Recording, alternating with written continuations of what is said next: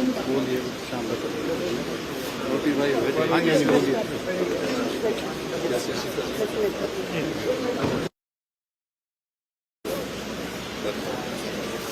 आपके आगे वो रस्सी आगे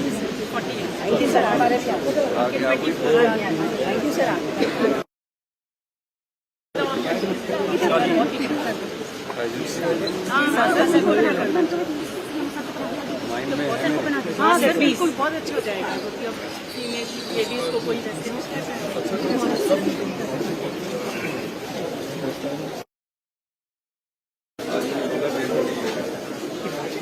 मुझे बताना है।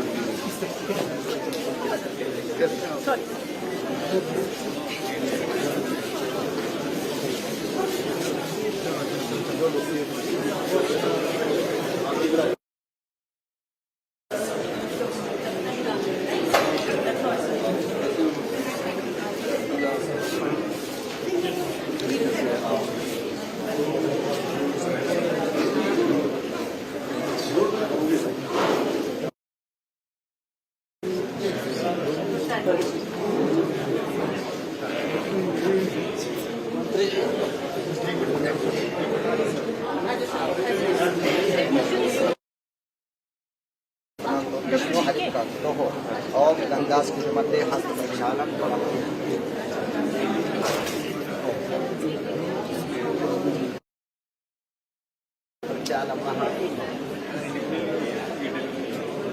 हरिः ओम मंगलम भगवान शंकर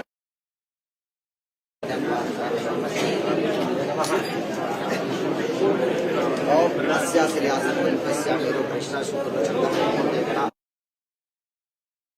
ओम गणपते नमः। ओम विष्णुदेवताय नमः।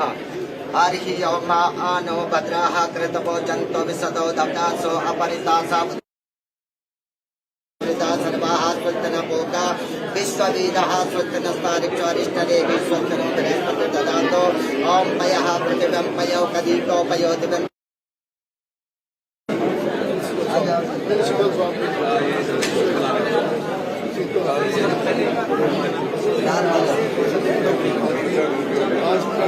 पंडित जी थोड़ा पीछे हो जाओ।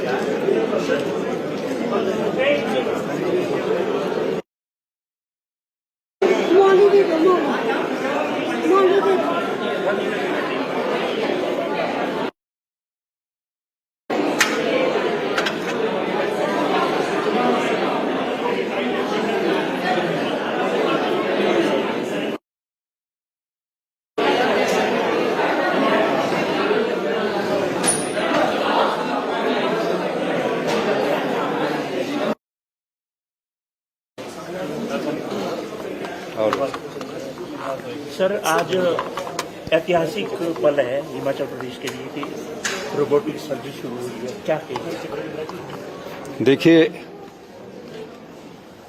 5 साल पहले मेरा खुद का ऑपरेशन रोबोटिक सर्जरी से हुआ था।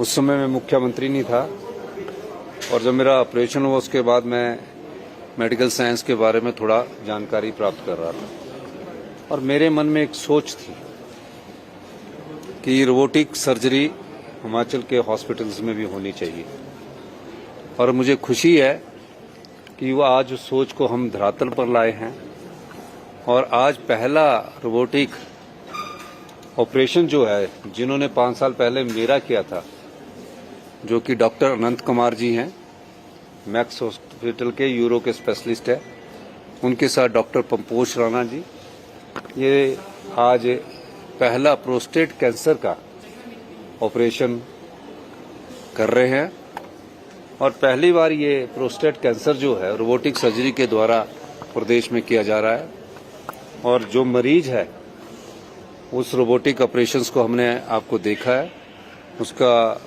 हम आपको थोड़ा सा वीडियो भी बाद में अभी शेयर करेंगे और उस ऑपरेशन से वो बिल्कुल ठीक होने के कगार पर है और पहली बार जब कैंसर का ऑपरेशन होता है लोग घबरा जाते हैं। ये रोबोटिक सर्जरी का फायदा गांव के किसान को होगा, आम परिवार के लोगों को होगा और एम्स की स्तर की medical technology super specialist hospital Tanda में, आईजीएमसी में और चमियाना में और नेरचौक में, हमीरपुर में हम देने जा रहे हैं। 2030 तक 3000 करोड़ रुपया मेडिकल टेक्नोलॉजी पर खर्च किया जाएगा। पहला जो हमारी मेडिकल टेक्नोलॉजी का जो हमने जायका से 1340 करोड़ का प्रोजेक्ट बनाया है वो कुछ ही महीनों में उसकी अप्रूवल हो जाएगी और पूरे प्रदेश के स्वास्थ्य संस्थान है, चाहे रोडू में है, चाहे नूरपुर में है, चाहे कहीं है, वहाँ जो पुरानी एक्सरे की मशीनें लगी हैं कहीं भी है, मंडी के कुल्लू में है जहाँ पुरानी एक्सरे की 15-15 साल पुरानी मशीनें लगी है, उनको बदलने का काम शुरू हो जाएगा। और मुझे इस बात का दुख है कि हमारा जो सबसे प्रीमियम इंस्टीट्यूशंस आईजीएमसी है वहाँ जो एमआरआई की मशीन है वो तकरीबन 20 साल पुरानी है। यानी कि हम जो वर्ल्ड क्लास हमारे हिमाचल प्रदेश के डॉक्टर है उनको हम अच्छी टेक्नोलॉजी देंगे तो हमारे जो गांव में रहने वाला मरीज है उसका अच्छा इलाज हो सकता है। होता क्या है कि कुछ व्यवस्था परिवर्तन करने की जरूरत थी और हमारी जरूरत के अनुसार पहले अधिकारियों को समझाना पड़ता है, फिर डॉक्टर से बातचीत करनी पड़ती है। 2 बारी मेरी इंटरेक्शंस हुई आईजीएमसी के डॉक्टर के साथ, डॉक्टर ब्रिज के साथ, टांडा के में हमारी इंटरेक्शन हुई डॉक्टर्स के साथ, हमारी हमीरपुर में इंटरेक्शन हुई डॉक्टर्स के साथ, नेरचौक में भी मैं इंटरेक्शन करने जा रहा हूं। तो मैंने कई कमियां पाई।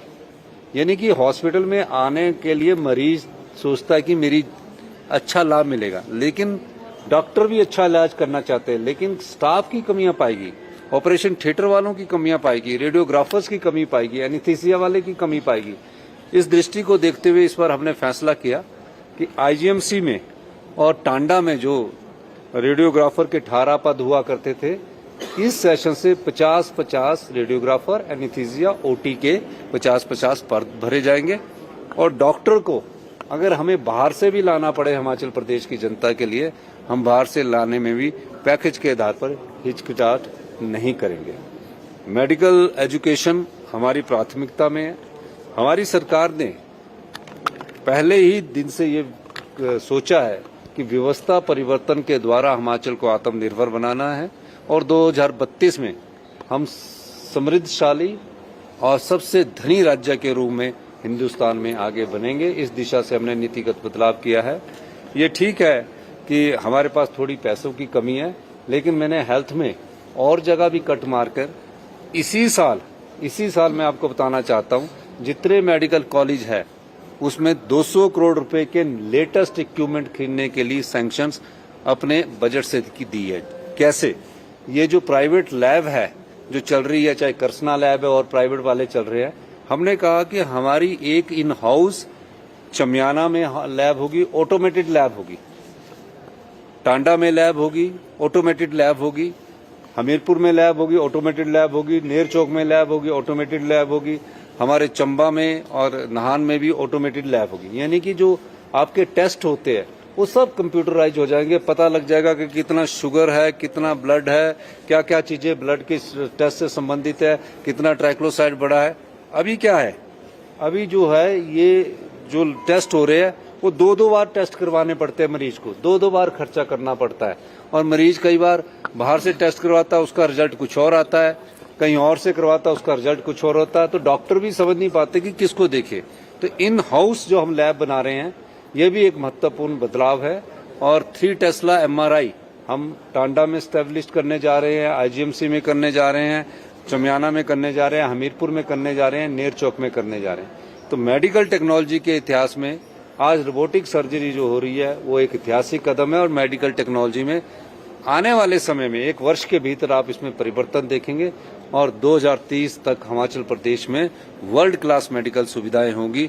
ये मैं दावे के साथ कह सकता हूँ। जो रोबोटिक सर्जरी और हिमकेयर कार्ड धारक है उनको मिलेगी? सबको मिलेगी। ये गरीब आदमियों के लिए लाए हैं, हम आम आदमी के लिए लाए हैं। ये कोई अमीर आदमी के लिए नहीं है। जो भी खर्चा होगा इस रोबोटिक सर्जरी में उसका जो प्रावधान है हिमाचल प्रदेश की सरकार करेगी और हम अपने रिसोर्सेज से इस को हम करेंगे। सर एक किडनैपिंग का मामला सामने आया था, हालांकि पुलिस ने 24 घंटे के भीतर ढूंढ लिया है, क्या इसकी अपडेट है आपके पास? देखिए, जब एक किडनैपिंग का मामला आया, इनके पेरेंट्स मेरे से मिले और उसमें एजुकेशन मिनिस्टर बैस साहब भी मिले और उनसे मैंने कहा कि आपके बच्चों का फर्स्ट क्लू हमको मिल गया था और कल शाम को हमने ये डिकोड किया 4-5 के करीब बच्चों का पता लगा कि कोटखाई के चैंथला में है और जो लेकर गया था वो भी बीसीएस का पड़ा हुआ था।